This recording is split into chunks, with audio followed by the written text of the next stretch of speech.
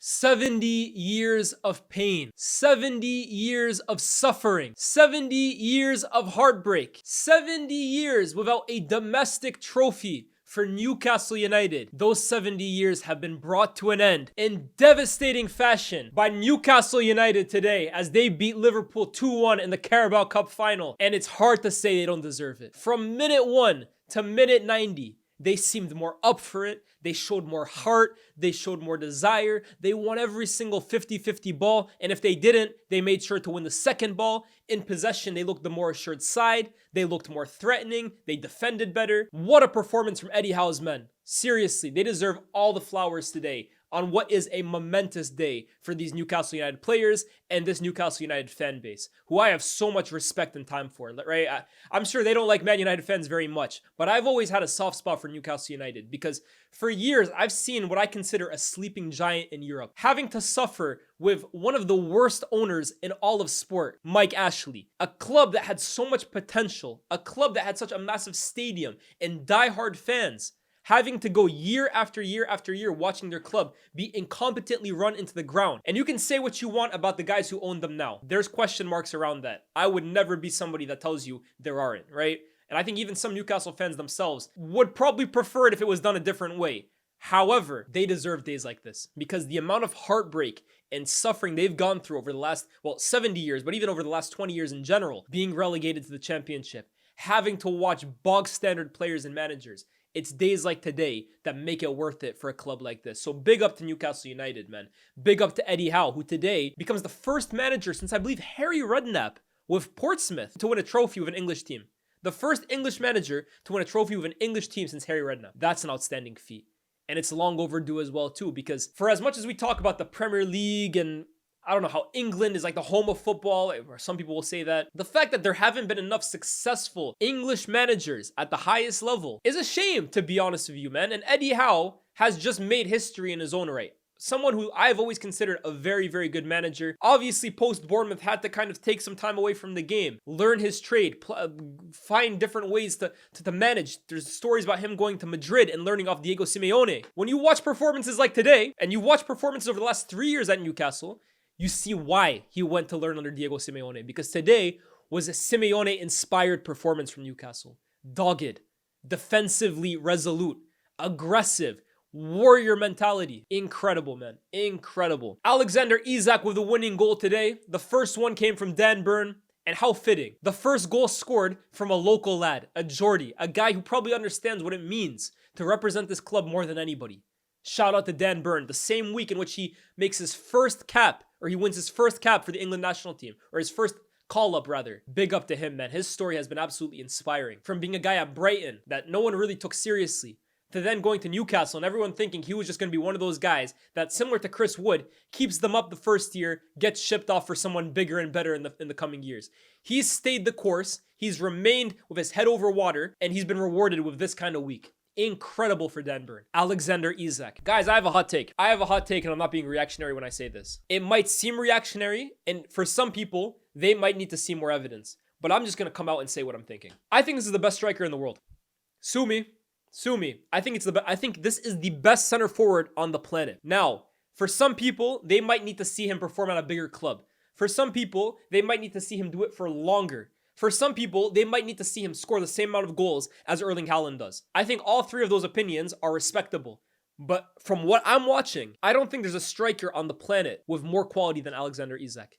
The way this guy plays is second to none in my opinion. His all-around game, how well-rounded his game is, his ability to drift out wide and occupy back fours and dribble inside the pitch, and his first touch and his ability to hold off players. His ability in the air, his ability on either feet, his poaching mentality, the way this guy finishes chances. He's one of the best finishers in the league. I don't think we talk about him enough like that because he has so many other qualities. But I'm sorry, guys, right? I think we're all just kind of waiting for the inevitable here. This is a guy that could play for Barcelona. This is a guy that could play for Real Madrid. He could play for Arsenal. He could play for Liverpool. He could damn well play for every team in the world. Any team that needs a striker would bite your hand off to get Alexander Isak right now. And I think it's only because he plays for Newcastle that we're holding off from these kinds of conversations. But I'm sorry, I don't think my eyes are lying to me right now. At the very minimum, he's one of the best strikers in the world. And I think all we're kind of waiting for is for him to join a big, No disrespect to Newcastle, but a next size club up, like a Barca or like a Liverpool or like an Arsenal, for him to challenge for major silverware, for him to play in the Champions League every year, for that to become a consensus opinion. He's in the conversation. I'm so sorry. And I know Newcastle fans will be annoyed that I'm even talking like this, right? Because he's your player. I'm just kind of talking hypotheticals here. But today is about Newcastle. And the fact is, Newcastle have a player that could make it at every single team in the world. When's the last time Newcastle could say that? Maybe Shearer? Is Shearer the last time they could say that? They have a bona fide world level player. He is incredible. And I don't think he's going to leave Newcastle this summer. Simply because they don't need to sell him. They're not under any pressure to bring money in. And they're probably going to make the Champions League. They just want a trophy. Newcastle are not a club that want to be seen as a stepping stone. They want to go to the next level. They want to compete for trophies. They want to challenge for trophies. And keeping players like Alexander Isak is the first step of doing that. What a story for Isak since he came to the club. And what a player he's developed into, man. I seriously think he's the best. Now, there's guys that have scored more goals than him, right? But guys, Erling Haaland is going to end up his career with more goals than a lot of guys. That doesn't mean I think he's a better striker than all of them, right? Like, he's going to score more goals than Henry. I don't think he's better than Henry. I feel the same way about Isak right now, man. And again, if the counter argument is like, oh, let him do it at a bigger club, fair enough. I can't argue with that because I really value doing it at the highest level on the biggest platforms. But from what I'm seeing of Isak, there's nothing to suggest he can't do it. And I think we're all just waiting for the inevitable. This guy is a world beater. This guy is a match winner. And today, he's made history for Newcastle. He's made history for them. So big up to Alexander Isak. Bruno Guimaraes walking alongside Kieran Trippier. I don't know if he's officially the captain this year, Bruno. Has he officially been made the captain of Newcastle United? I believe he has. And what a story for him as well, too. Let's not forget when Newcastle got bought out midway through the season by the Saudis. They were in 18th place. And that's why I give so much credit to Eddie Howe, by the way, right? He's taken a club that when he took them over were in 18th place. And a few years later, they've made the Champions League. They went to a cup final. They lost it. And a few years later, went to another cup final and won. That's an incredible job from him. But Bruno Guimaraes was the first big name signing, I would say, to take a chance on Newcastle. Because you can talk about the money. You can talk about, the wages he was going to make, the Premier League. But guys, this was a player in Bruno Guimaraes that at Lyon was viewed by everybody as a guy that could make the next big step to a bigger club. Arsenal wanted him. Man United wanted him. I'm sure Barca would have taken him. Like, he was wanted by everybody. So when Newcastle came in January and tried to take a chance on him, I'm sure a lot of people could be forgiven for thinking, well, why would he go to Newcastle? He can go to a bigger club. But he took a chance on them just as much as they took a chance on him. And the way these two have kind of grown together, again, they were 18th place in the league at this point. To what they've done now, Bruno Guimaraes is considered one of the best midfielders in the world. This is another guy, in my opinion, that could play for most clubs on the planet. World-class player. He's dogged. He's a bit of a psycho, I'll be real. He's a bit of a bodyguard. And I can't lie, he likes to throw himself around. I got a lot of time for him, man. This is the kind of player that if he plays for your club, you absolutely adore. Because he would run through a brick wall for his club. You hate playing against him. You love it if he plays for you. This Newcastle story, man, it's a beautiful thing to see, right? Some people will undoubtedly talk about the amount of money that they have to spend, but let's look at the money that they have spent, guys, right? They've done things the right way, in my opinion. I remember when they first came in and everybody was talking about Newcastle like, who's going to be the Robinho signing, right? Are they going to go bring Felipe Coutinho? Are they going to go bring Gareth Bale? And I was thinking to myself, guys, why are we pretending like Robinho wasn't effectively an underwhelming signing for City? Like, okay, marketing-wise, it was sick. But he stayed there for like 2 years, didn't really set the world on fire long-term, and was out the door by the time any of the actual serious players for City came. That was just like a clout signing. Newcastle haven't made those signings, bro. Every signing I feel Newcastle have made since the takeover has been smart, it's been calculated, it's been data-driven, it's been of the correct profile that they need. And you look at the squad now, after these 3 transfer windows that they've undergone, it's a great squad. It's a well-built squad. From Joelinton was actually there before, and that's another one. Look at how he's kind of evolved as a player as this project has gone along. Anthony Gordon doesn't even play today. A guy that I remember when he got linked to Chelsea, everyone was laughing. Look at him now. He's one of the best left-sided players in the country. He is. Tonali. Brilliant player now playing for Newcastle. Lewis Hall and Livramento on either side. 2 of the best young fullbacks in the world. Honestly, I'm such a fan of Newcastle's project, man. I'm such a fan of it. And on a day like today, they deserve this, man. Because I think this is how you want your club to kind of evolve. Massive, massive respect for them. Now, in terms of their opponents, this is a week directly from hell for Liverpool Football Club. It's a week straight out of hell. And let's call it what it is. This is putting a stain on what was otherwise, before this week, a perfect season. First in the league, absolutely flying, near perfect in the Champions League, pretty much perfect all the way to the Carabao Cup Final. Salah having the season of his lifetime, seemingly set for the Ballon d'Or. Arne Slot could do no wrong. To now, in the same week, out of the Champions League, out of the Carabao Cup, and Mohamed Salah's Ballon d'Or dreams hanging by a thread. This is a week straight out of hell for Liverpool. Now, how has this all come along? A few things. First and foremost, I think a few guys that this season were really getting away with it, they're not getting away with it anymore. Luis Diaz, Diogo Jota, I would say Robertson, I would say even Darwin Nunez. I think Liverpool have gotten a little fortunate that those guys not being as good as they have been hasn't hurt the team as much as it should. The reason for it is a guy on the right, Mohamed Salah. We'll get to him. But he's effectively been carrying these guys. Now that Salah's not there to carry them anymore, he's not there to basically carry the entire offensive burden, these guys' lack of contribution is glaring to see. And over these last 2 weeks against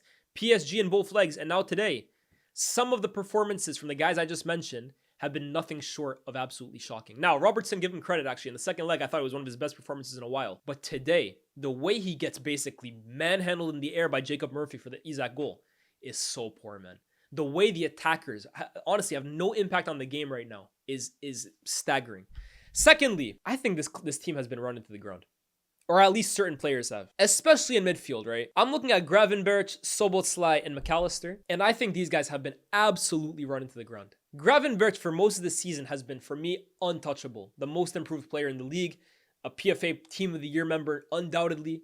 But his performances as of late resemble a man that has nothing left in the tank. He's got nothing left. McAllister having to basically defend wide bodies of space, oceans of space, is unable to do it like he was earlier in the season. Szoboszlai runs himself into the ground every single week, and it's starting to show. And I think this is where you got to look at Arne Slot. Now, you can praise Arne Slot, and we do on this channel every single week when his in-game substitutions end up winning the game.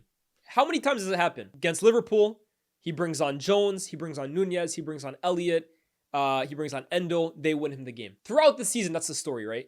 Against Brentford, bring on Darwin Nunez, he wins him the game. Against Fulham, his in-game tactics in that game won his team or got his team a point. He's done it so many times this season. Let's call it what it is. His in-game substitution has been incredible. His in-game management. But let's also call it what it is, right? In-game management is great, but in-game management is usually the consequence of the fact that you got it wrong to begin with. If the way you change a game is winning your team the game, the likelihood is the way you started the game was probably wrong. And I look at the last few weeks with Arne Slot, and I think the way he's approaching games is wrong. Both times against PSG, I thought the lineups, I thought the tactics were off. And today, guys, why have Liverpool now become a team that just pumps the ball up to Diogo Jota? I'm literally watching them just hit the ball long to Diogo Jota, sub 6 foot, trying to defend against Fabian Schär and Dan Burn. When did this become Liverpool? When did this become Arne Slot's tactics? Couldn't explain to you why. How he has basically left Chiesa and Harvey Elliott completely in the dark all season. And this might be hindsight speaking here, right? Because they both contribute for the winning goal. But surely when you look at the way Jota, Nunez, and Diaz have played this season, you're telling me Elliott and Chiesa couldn't get more minutes than they did? They're basically unplayable at the moment in the worst way possible. You can't tell me, you can't convince me, Elliott can't provide to you more than Diaz is doing right now. It's impossible to sell me on that. Today, the way they combined for the first goal for Liverpool was incredible. The pass from Harvey Elliott, so well measured. The weight of pass perfect. So well calculated. Chiesa takes it in his stride. Beautiful finish under the keeper. Gives them the only goal of their game. I think they should be playing a lot more than they do. Arne Slot hasn't trusted them. Fair enough, man. It's got them where they are, right? They're going to win the league this year. They've been incredible in the league. They've been incredible for most of the season. Let's call it what it is. But when we give them praise when they win, we also have to take praise away when they lose. And I'm sorry, I don't think Arne Slot is faultless in these last 2 weeks. These last 2 weeks are straight from hell for Liverpool, and I think his fingerprints are kind of on them. Now, there's one guy I cannot ignore, and I couldn't ignore him against PSG either. Salah. Now, on one hand, it's not a coincidence that every time Salah's performances drop, Liverpool almost look unrecognizable. This season has been the Mohamed Salah team. It has, from an attacking point of view. He has carried this team offensively. Goals, assists, clutch moments. He's everything for them. How many times do Diaz and Jota come up with a stinker and Salah bails them out? It happens every single game, or virtually every single game. But eventually, that's starting to kind of dwindle. You can't rely on Salah every single game. And that's why those guys now, there's no one left to protect them anymore. However, Salah, man. Again, I'm going to kind of just mimic what I said against PSG. It's staggering to me. Like, it's actually staggering. That's the only word I can use here. As to how much his game gets locked up at times. Like, I'm not one of these people that thinks Salah is just some bang average footballer. I don't think that's true, right? But it is alarming to me how many times we do see Salah's game almost just get nullified. Not like he has a quiet game or he has a game where things aren't working. He just gets nullified. He's not in the game. Both legs against PSG, they nullified him. Today, they nullified him. Like the way I'm describing it, guys, he couldn't get his game off. Why is that the case? Why? Well, I'll tell you why. Salah's a great player. Like, he's a great player. He's one of the greats the Premier League has seen, will ever see. This season is one of the great Premier League seasons I've ever seen. It's a carry job. In the final third, Salah's final action is damn near perfect. Like, he makes the right decision when he's kind of in his favorite part of the pitch almost every single time. He completely understands his game. However, I'm sorry, his game is limited compared to the all-time greats. It's not limited compared to, I don't know, Jacob Murphy, right? But compared to the all-time greats, I'm sorry, bro. Salah's game is limited, man. He isn't able to do what Cristiano Ronaldo could do at Man United. He's not. He isn't able to do what Thierry Henry was capable of doing. Now, in terms of numbers, and again, in the final third, consistently picking out the right pass and being able to finish his chances off. Guys, the guy's unbelievable, man. And that's why he gets the numbers that he does. And that's why he's been incredible as he is. But I'm sorry, those guys had a little bit more. They did. They had a little bit more special in them in terms of they can just turn a game through absolutely individual magic. I'm not making this up. This isn't nostalgia. This isn't me revising stuff. They could pick up the ball from anywhere on the pitch, no matter what defensive scheme they came up against, and come up with the goods. They could do it pretty regularly. And I'm not trying to say, right, like they scored every single big game. I understand Henry's records and finals isn't amazing. I get all that. I'm not trying to rewrite history here. I get Cristiano Ronaldo. For the longest time at Man United, actually, he couldn't score against Chelsea. He couldn't score against Liverpool at Anfield. I'm not trying to rewrite history here. But I'm sorry, you are also rewriting history if you can't look at those guys, even Rooney, for example, De Bruyne. They did have a little bit more. I'm sorry, that's my opinion. Call me a hater if you want. I don't think I'm a hater. I've given Salah so much love this season. But I'm also realistic. He's not the best player the Premier League has ever seen. This is one of the best seasons the Prem has ever seen. But is he the best player the Prem has ever seen? Not for me. And I don't think I'm a hater for saying that. If it makes me a hater for saying this is not the best player the Prem has ever seen, then I'm sorry. No one can talk about football anymore. There's a few guys for me that just have a little bit more than him, man. A little bit more. In a game like this, bro, seriously, I don't think Cristiano Ronaldo at his peak gets completely nullified out of a game like this, man. At one point, right, how many touches did he finish with in the game? 23. I mean, that's not great. That's not great. And I understand, like, I would love to know actually how many touches he kind of averages. Like, if I look at the game against, let me see another game that he played, Man City, how many touches did he average? That game, he averages, he literally got twice as much. But, and you know what it is, right? Sometimes you can have less touches because your team is defending a lot or your team doesn't want to have the ball. And with those touches, you're extremely effective with them. But these touches that he's getting here, guys, they're not effective touches. They're not impactful touches. He's getting the ball, holding off a player, just passing it backwards. Or he's picking up the ball, looking up. There's a guy in front of him. He doesn't want to take him on. He goes sideways. He's not finding himself in the final third. He's not finding himself in attacking positions in and around the box, which is where Salah thrives. And in that moment, his game becomes that much less impactful, that much less effective. That's the harsh reality, guys. In my opinion, this is why I always say the best players are the ones that can hurt you all across the pitch in the final third. I don't know if Salah has that to that extent. Amazing player. And I'm not trying to make this a hate train on Salah because I know other people will do that. That's not what I'm trying to get at here. But guys, I'm sorry. Best player in Premier League history. The numbers suggest so. Statistically, he can chat to these guys. Quality-wise, like, who's just the best player out of these guys? You will always have a hard time selling me on that. So congratulations to Salah's season. I do think the Ballon d'Or now is going to be extremely difficult for him, man. Again, I think the only way he can do it is if he breaks the assist record and the goals record, which is going to be tough to do. And he also needs to rely on another team that doesn't have like a standout Ballon d'Or candidate, man. He's going to have to rely on Inter to do it, or on Dortmund to do it, or maybe even Arsenal to do it. I think all the other teams, if they win the Champions League this year, they probably have a candidate that leapfrogs Salah. Like, it's tough to suggest that a season where you only win the Prem, no matter how brilliant individually you've been, is enough to win the Champions League in today's game. It's tough, man. It's tough to make that argument. I know Rodri did it with the Prem, but he also had the Euros. I think Salah, he's on the outside looking in now, man. I think this week has severely hurt his chances at that award, which is a shame because he's been unbelievable this season. And I keep saying it. If the award was decided today, he would get my vote. But the award doesn't get voted on today. And I think he's in trouble. Liverpool, now, what does this mean for their season, right? I saw some people in my chat today saying this is a failure of a season for Liverpool. I definitely don't think so. They literally are about to win the league. They're going to equal Man United's record, 20 league titles. It's not a failure of a season. It's not a failure of a season for Slot. Slot is now not all of a sudden overrated, not in my opinion. It's still a brilliant team. But does it take a little bit of the gloss away from it? 1000%, guys. Because the league has been won now for 2-3 months, in my opinion. Not 2-3 months, but with 2-3 months left of the season, it's been won. Liverpool, the rest of their season is inconsequential. Let's be real. None of the games matter anymore. They're just waiting for them to mathematically win it so they can lift the trophy. So it is a little disappointing from a Liverpool perspective, if you're a Liverpool fan, that there's nothing left to play for anymore. But what I will say, right, I think as brilliant as Liverpool have been, this week has also indicated that they aren't perfect. Of course, no team ever is, but they are far from perfect. There's a lot of change that needs to be made to this team, man. I think the forward line needs a whole makeover, a whole new makeover. First of all, guys, I'm sorry. Am I the only one that thinks like the fact that Salah, Trent, and Van Dijk still have come no closer to finding a conclusion to their contract talks in March is maybe having an impact on their season? Am I the only one that thinks that, or am I being crazy here? How can that be healthy for the team, not knowing the future of their three best players in March? I'm sorry. They got to figure that out. And I give massive credit to Salah, Trent, and Van Dijk because they're loyal. They could have signed a pre-contract of any other team now. The fact is they're waiting for Liverpool, and yet they're pulling this shit on them. I feel for all three of them. But even outside of them, they need to take care of their futures, but they need a makeover in attack. Diaz, Jota, Nunez. I would clear all three of them out. I would try and find suitors for all three of them and look for a new makeover. For sure. I think they need a defensive midfielder, not to replace Gravenberch, but to at least give him competition and at least give him some rest. They need depth in that position. They need a new left back because Robertson, I'm sorry, is coming towards the end of it. And I'm looking at that Isak goal again. Murphy, man, the way he just bodies Robertson is shocking. So the fact is, this isn't a complete Liverpool team, which is kind of crazy because they're winning the league without being the most perfect team.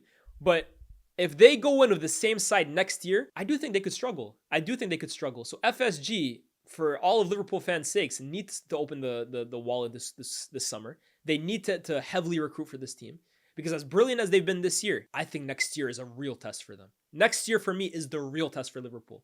It's been a great season from them in a not so competitive league. Let's call it what it is, right? This hasn't been the most competitive Premier League season for them. They haven't had a team that's kept the pace of them the entire time. Arsenal have pretended for most of it. Next year is a huge test for them.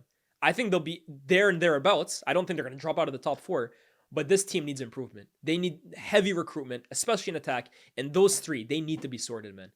They need to be sorted. It's beyond me how Van Dijk, Trent, and Salah in March are still no closer to finding a resolution. Give credit to Newcastle, man. Special day for them in their recent history. Commiserations to Liverpool. What do you make of Liverpool's season now at this point in the season? What do you make of Newcastle? Alexander Isak, is he the best striker in the world? Let me know, chat. Let me know, guys, in the comment section down below. Like, share, subscribe. I'm about to go watch the Man United game right now. And yeah, I'll catch you guys very, very soon. Peace.